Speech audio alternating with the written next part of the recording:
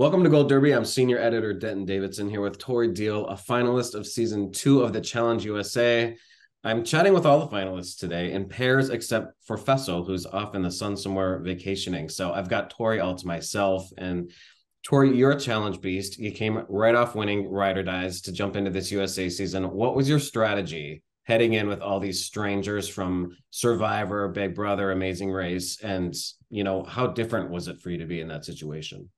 Totally. I mean, this season was complete. Well, first of all, thank you for having me. And this season was so different to acclimate to. I just knew it right away when we were separated in the airport arriving, pulling up on jet skis. All of these CBS people had been already talking and creating relationships from Big Brother and Survivor. We were the outcasts. So I honestly, it was a little bit to get used to. But once I realized that my back was against the wall pretty early, I was kind of like, okay. Like I get to kind of like tap into this savage mode that I hadn't really had to tap into for a while. So it was kind of refreshing. Yeah, it was like being on the old challenge back in the day.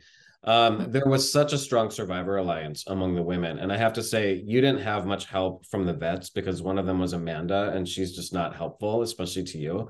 Uh, so then they throw you in, Janae, in the second arena, which was great for them. They got one of the champions out that they wanted. So you're sort of alone as the only veteran woman in the game. What was the most difficult part about that? And how do you go about navigating that?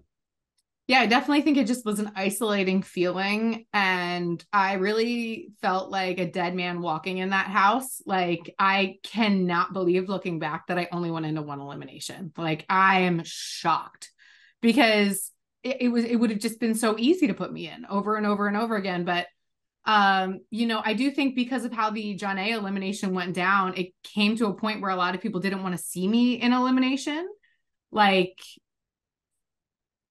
wondering if their friend was going to have to go against me or if they were going to have to go against me. So I think that that aspect started to unfold for me in my favor. But other than that, it was isolating. And I think that's probably why I ended up getting so close to Sebastian, because I was like, well, don't really have that many friends here. You're not afraid to get physical. I mean, when I spoke to Janae, she's like, this is the last thing I'd want to do. Like, she's a two-time champion, but this is not her strategy. It's, I mean, she uses strategy and she's puzzles and endurance. But I mean, you're fine getting in there and tackling someone to the ground if you need to. And I think maybe that scares some people. Yeah. Yeah. I mean, I definitely like it's not only am I fine doing it, like I kind of enjoy it. Yeah. What is the deal with Amanda and you? I mean, she just loves to sort of like poke the bear. I think she enjoys being sort of the Yeah. villainess. So how were things with her? You got into a few heated arguments. Yeah. Yeah. I mean, listen, now I think it's really clear in my mind of where it stands. I'm always somebody who looks for conflict resolution, but the only resolution in this conflict is to just burn the bridge completely. And I'm totally okay with that. And I feel free. And now that I've placed it exactly where I need to place it in my mind, I'm just not bothered by it. No matter what she says about me, I'm not concerned because, there's just so many lies constantly. And I think this is just part of my struggle. Like when I look at myself as a challenger, I'm like, there's not many hard things I have to deal with. There's not many hard people I have to deal with. Yes, there's obstacles, but like occasionally there's a lot of hate spewed on me from certain people or from the fan base. And if that is my only obstacle, then my life is fucking great. And how dare I get bothered by that? Like everybody has to have an obstacle somewhere. So fine, let it be that. And yeah, I don't know. I'm chilling. Like, It wasn't a great final for you, but I mean, you took it with a grain of salt. I mean, you finished in fourth, but you've won before. You've had highs and lows. What were you feeling when you got to that second station in last place and you knew this race was over for you? yeah, I was obviously disappointed. Like I'm a very competitive person, but it was a humbling experience, which is always important to have, especially when people regard you as like one of the best, which I would never consider myself ever to play the game, nor do I want to be considered. But I definitely think that it was a great reminder, like, okay, listen, there's a valuable lesson in moving fast when the time comes to run and then moving extremely slow when it comes time to do a checkpoint. And so that's kind of what I was reminded, was that I just rushed through that axe throwing too hard. If I would have slowed down and like paid attention on how other girls were throwing it, and actually used two hands and, maybe did a little breath work in between. I could have been more successful. So I think that it was just a reminder to go slow. Cost me $250,000, but hey, like, it's fine. How grueling was this final? Because I mean, they have to edit. I mean, the first day of it was like the skill challenges, which is one thing. But then the second day, which is the 10-mile run, they have to edit that down into the second half of the show. So I mean, that's only 30 minutes. We saw in the episode like the big sort of almost scar on your neck from carrying that boulder. Have you fully recovered from that? And what didn't we see? What was the most difficult part? Yeah, I definitely think that those long runs up the rocks, it doesn't do it justice watching it back. And I've seen this on previous challenges too. But if I had to compare this challenge to other finals, I mean, like on the World of Worlds final, we had to run 16 miles already on the first day, and we were up all night. On the Paramount Plus final, we had to do 34 miles, and we had no sleep, and we had shock collars on our neck. Like, there's definitely, I've definitely done worse things. Obviously, I didn't complete the final, so I didn't do that last leg up the mountain.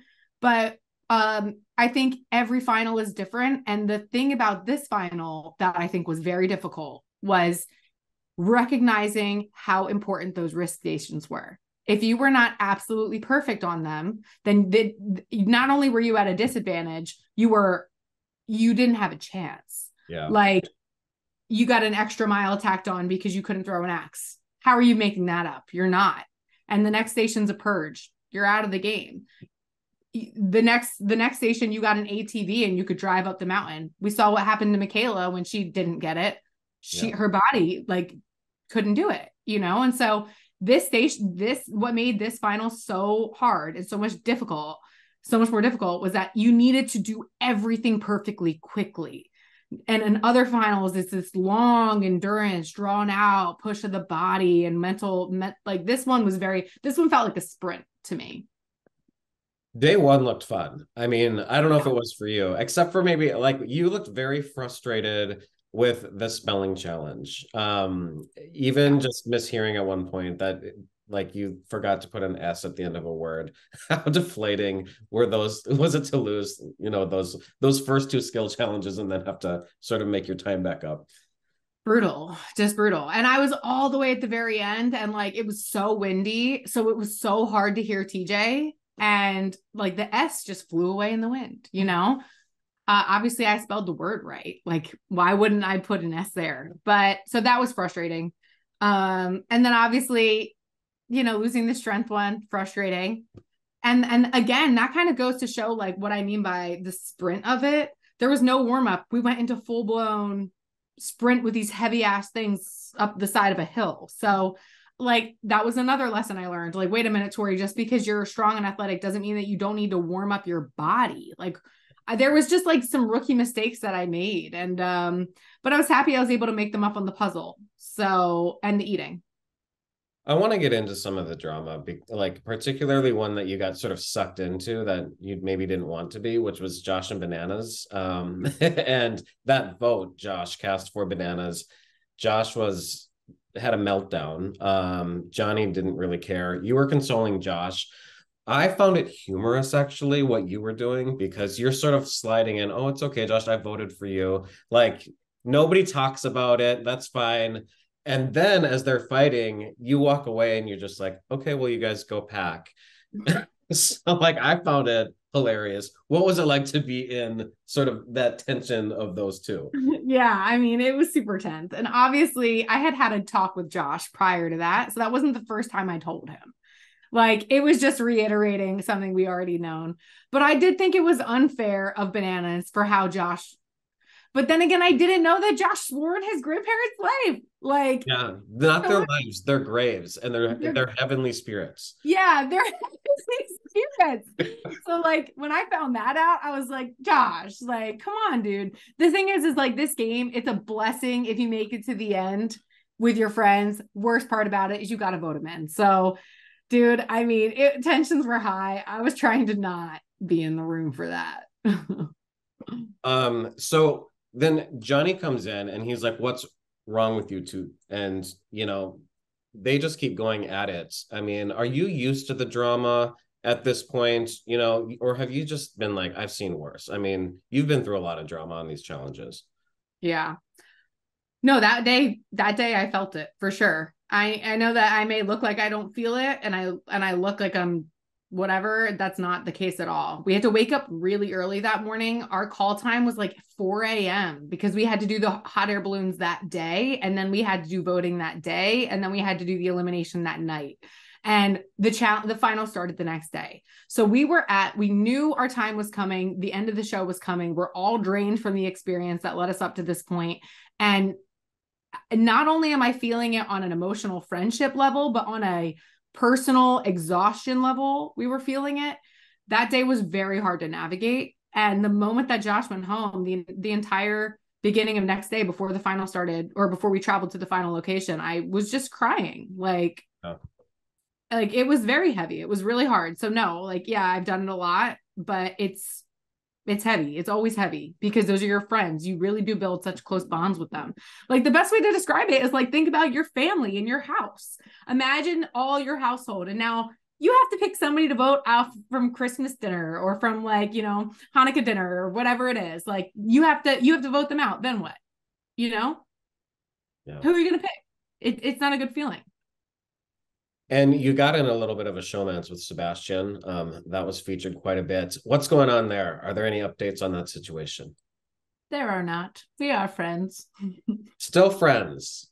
We are friends. Yes, we are. Okay. He's a sweetheart, but we are just friends. Okay. And I want to know, what were your thoughts on Chris and Desi winning? How impressed were you with them? I think it was impressive that Chris was able to pull off what he did after being thrown in 4 times, and Desi, after Enzo quit on her last season. I'm not sure if you saw that first season, but she was quit on that season. So what are your thoughts on those two being the champions for this season? I mean, deserved, well deserved. Like you really want somebody to root for, and you want somebody with a good story to win. Like, yes, of course I'm a competitor, but I'm also a fan of the show. So like, how could I not look at it objectively and just be like, wow, like, especially for Chris. Yeah. And especially for Desi. She played her own different powerful game, very politically driven and very strategic. Like, both of them deserved it. And yeah, I was just blown away. I heard Chris was so fast up that mountain, the cameraman couldn't keep up. And when I heard that, I was like, nothing could stop that guy. And you're coming back for Battle for a New Champion, obviously in a different role because you are a former champion. So you're sort of disqualified for the main cast and what they're trying to accomplish with that season on MTV. So can you give us a little sort of sneak peek about that, or how much fun is it to come back sort of without the pressure of having to get through the whole game? Like, is that fun for you? Absolutely. I loved it. I loved walking in there knowing that like someone's going to be crapping their pants right now, you know, like, and knowing how many of us were coming. Obviously all of the champs talked. Most of us talked, not all of us. But just knowing the wave that was coming in, you know, Jordan there, CT there, Casey there, Laurel there, like it's just like, wow, this is an epic scenario. And I really think that, right, like if you're going to look for a new champ, you have to at least put them up against the champs. Yeah. So it was cool. It was really cool to be a part of that. I'm honored to be a part of that. Like when I think about the lineup of women, like even in that call list, it's like, you know, obviously I've been on the show for 10 seasons now, like with Dirty 30 being my first. And I'm just, you know, honored to be in this group of people. So it just feels amazing. So you're fine going back and not having a chance for the jackpots. I mean, will you come back for more seasons? I mean, is that the plan? You know, I think so. I feel like you're one of the challengers. Like, if it's going to be your final season, we need like an announcement. Like, yeah. I mean, I think the fans need to know, like, when you're planning a retirement, and hopefully it's not anytime soon. Thanks. Yeah. No, I think I'm going to keep, you know, maybe there will be a break here and there. I've been in the process of like really expanding myself. I'm working on, I've written my second book now. So this is The Soul Spill. It's available for pre-sale. And I consider myself the Taylor Swift of the challenge because there's a lot of my exes written about in this. And I think that anybody who follows my journey will know exactly who those poems are written about. But when I'm not doing those things and working on my creative projects, I definitely will be back and competing because my heart is always going to be with the challenge. So it's a book of poetry. Is that what? Yeah, it's poetry and art and passages. So it's not necessarily all poetry, but there's some like it's just a lot of my story spilled into the pages, hence the name The Soul Spill. How many people do we know that some of those poems are about? More than one. Well, Tori, congratulations on another great season of the challenge. We can't wait to see you come back. You're always one of the most fun to watch. And thanks for sitting down with Gold Derby today. Thank you so much for having me. It was a pleasure. And thank you for all the great questions. Yeah.